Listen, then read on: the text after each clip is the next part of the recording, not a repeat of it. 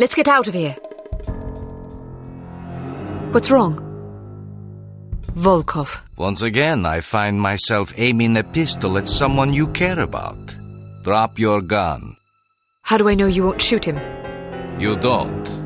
But you can be sure that I will shoot him, unless you do as I say. Don't listen to him, Archer. I realize you are American, and therefore feel entitled to speak your mind whenever you please. But you are also at gunpoint, and very likely to be shot if you don't shut up! Go to hell. What did you say? Nothing. I heard you. Tell me what you said. I thought you wanted me to shut up. Now you want me to talk? Make up your damn mind. You are testing my patience. Miss Archer, I suggest you drop your weapon before your obnoxious American friend forces me to silence him, once and for all. Don't do it.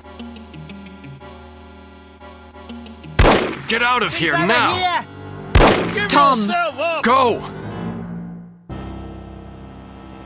Go.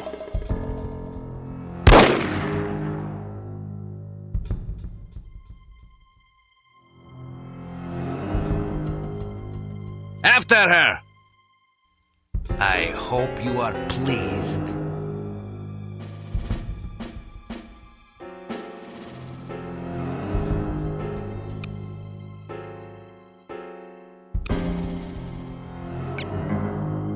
A bittersweet success, to be sure, but a success nonetheless. Recovering from Agent Goodman's death will be no easy task, but you can be sure harm won't sit idly by while you grieve. The information you recovered from the headquarters of Dumas Industrial Enterprises may prove to be the break you've needed. Report to the War Room for a full briefing.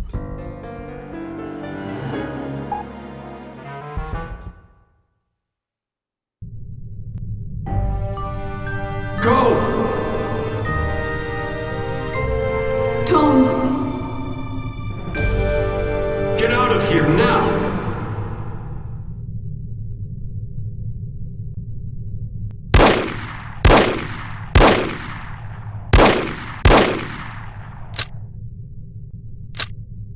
Agent Kate Archer, please report to the War Room. Thank you.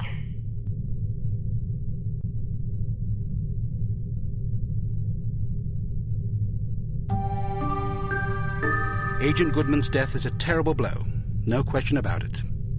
But although this mission was costly, it may well prove to have been worth the price.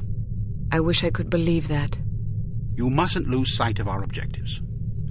The sacrifice of any or all of us is a small price to pay to preserve the lives we will save if we are successful. Tom knew the risks. So did Bruno. So do you. Knowing the risks doesn't really prepare you for losing a partner. It certainly doesn't prepare you for losing two. Nothing can prepare you. The loss of an operative is never expected and is always tragic. But as horrible as it sounds, it's also inevitable. It's a dangerous job. Perhaps Mr. Smith is right. Perhaps I'm not up to the task. Rubbish. You've performed remarkably well under extraordinarily difficult circumstances. I confess I was somewhat skeptical at first, but that was before I grasped the magnitude of the situation. In my entire tenure as a field operative, I never once faced a crisis this formidable, and certainly can't say I would have done so with the aplomb and competence you've demonstrated thus far. I didn't realize you were a field operative. Indeed, for 14 years. After the war, I found I was having a hard time adjusting to civilian life. Fortunately, an old acquaintance of mine was recruiting for Unity and happened to ring me one afternoon. I've never looked back. Sort of difficult to imagine, isn't it? Not at all. You flatter me. Anyhow, let's have no more self-pity. What do you say? Yes, sir. So before you served on the committee, you and Bruno were colleagues. And friends. Did you ever work together on an assignment? Frequently. We lost track of how many times we'd saved each other's lives. And you still believe he was capable of treason? In my heart, no. Intellectually, I don't quite know what to believe. No question about it. He was always a steadfast, resourceful fellow. But the history books are full of patriots turned traitors. There's no telling what a man is capable of, given the appropriate temptations. I know what I believe. I admire your conviction, and I pray you're right. Ah, Mr. Smith, I hope you have some good news. Good news would be that we hadn't lost another valuable agent on this mission. What news do we have? Well, our analysis of Agent Archer's photographs is complete. And? We have a possible lead on Dr. Schenker's whereabouts. I think we can classify that as good news. As I said, it's all relative. This harm situation isn't the only crisis in the world, and we're fast running out of competent field agents. Then suppose you get to the point and tell us what we know about Dr. Schenker so we can go fetch him. It's somewhat speculative at this point, but it's possible that harm is keeping him at a secret underground research facility in North America. We don't know the exact location of this facility, but thanks to the files Archer photographed, we know it exists, apparently in the vicinity of a lumberyard in western Washington state. It seems the site is being supplied by an American Railways passenger train. Records and research has dug up evidence of various trains making unscheduled stops in the area over the past 3 weeks. At regular intervals? Indeed. Probably to drop off supplies and personnel. We're certain that at least one American Railways engineer is on the harm payroll, although several individuals may be involved. We're looking into it. What's my assignment? Phase 1 will be to apprehend the engineer or engineers in question so that we can interrogate them. Once you're aboard the train... How exactly am I to get aboard? We'll smuggle you into the galley car. Lovely. Anyhow, once you're aboard, you will meet with a contact who will tell you precisely whom you'll need to detain. It is safe to presume that other harmed personnel will be aboard the train, so subtlety is advisable. Needless to say, seizing the conspirators will prevent the train from making its stop, so you'll have to be sure to detrain at the appropriate time.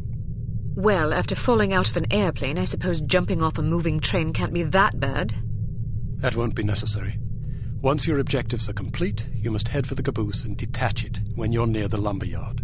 We'll have an agent in place to switch the track and reroute you to an unused depot behind the lumberyard. This area is not likely to be heavily guarded, so you shouldn't have much difficulty getting through. If all goes according to plan, you will rendezvous with another undercover agent who will, we hope, have information that should help you locate the underground base. Then I grab Dr. Schenker and get the hell out. Precisely. We'll have a helicopter nearby awaiting your signal. Your flight departs in 1 hour, so if you need to stop by the toy shop, now's the time. Understood. Thank you for putting things in perspective for me, sir. I promise you I will do everything in my power to destroy harm. Archer? Sir? Don't let anger cloud your judgment. Revenge is an understandable impulse, but it is also a contemptible one. Our job is not to avenge, but to protect. I can't just shut off my feelings like a tap. No, but you can bridle them and use them to fuel your resolve.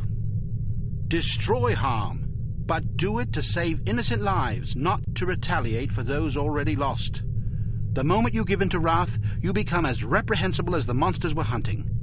Clearly, we are all called upon to take lives from time to time, but we must neither relish it nor agonize over it. It is a duty, plain and simple. Not a pleasant one, but often a necessary one. I'll do my best, sir. I have absolute confidence that you will. There was one more thing, although I'm not sure how important it is. According to one of the documents Archer photographed, it seems the Baron's wife changed her surname some time ago. Really? So her maiden name isn't McLean? It's Farnsworth.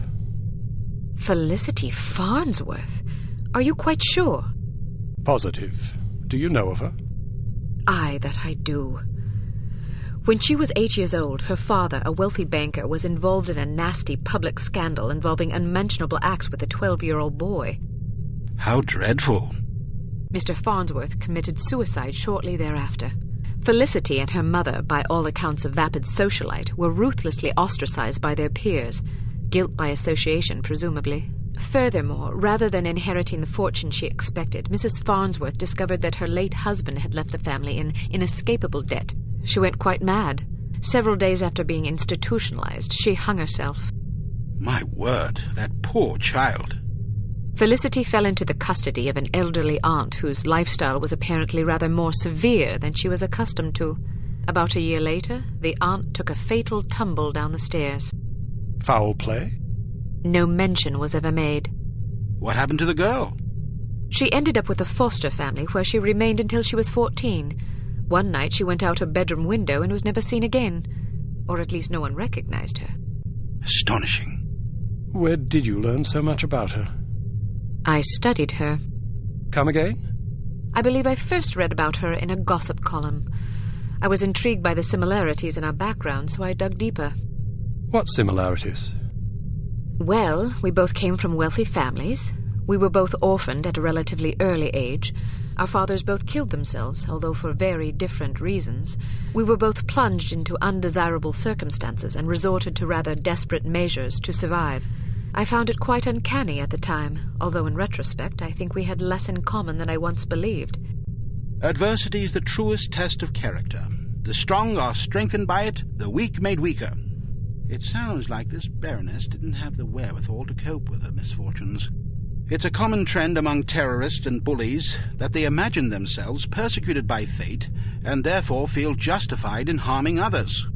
You're frothing. Sorry, I get carried away. She's involved somehow. The Baroness? Upon what unimpeachable evidence are you basing that supposition?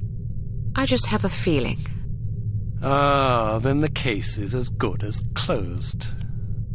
I don't expect you to believe me, but I'll count on you to say something smug if I'm right. It's virtually guaranteed. I'm not smug. Acerbic, perhaps, maybe even sardonic, but not smug. Okay, sure, whatever you need to tell yourself. I have to agree with her, Smith. Don't either of you have work to do? Aye, sir. Off I go. Good luck.